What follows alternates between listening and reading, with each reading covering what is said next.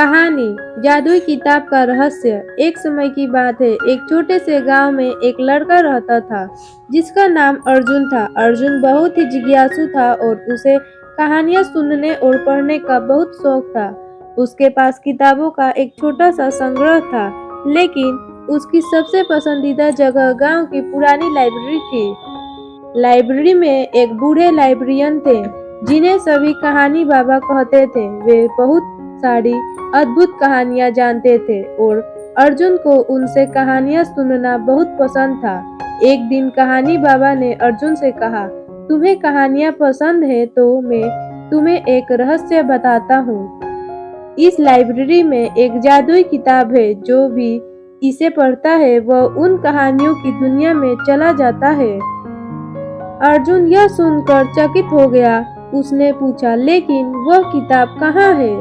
कहानी बाबा मुस्कुराए और बोले, वह किताब छिपी हुई है।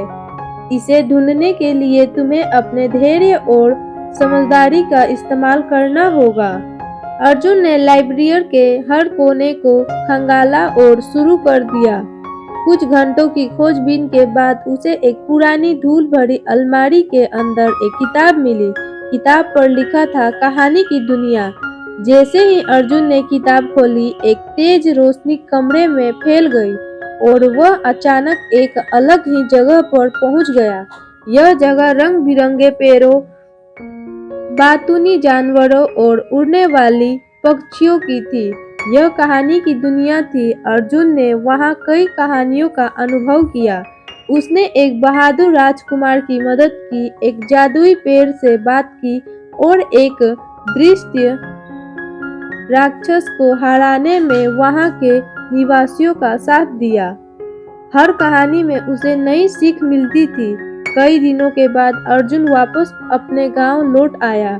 कहानी बाबा ने मुस्कुराते हुए पूछा, कैसा रहा सफर? अर्जुन ने उत्साह से कहा, यह अद्भुत था। मैं अब और भी कहानियां लिखूंगा ताकि लोग मेरी कहानियों की दुनिया का अनुभव कर सकें। उस दिन के अर्जुन ने अपनी कहानियां लिखनी शुरू की और वह एक प्रसिद्ध लेखक बन गया। उसकी कहानियां सबको जादुई दुनिया की सैर कराती थी। सीख, कहानियों में एक अलग ही जादू होता है। वे हमें नई दुनिया दिखाती है, जीवन की सीख देती है और हमारे सपनों को पंख देती है।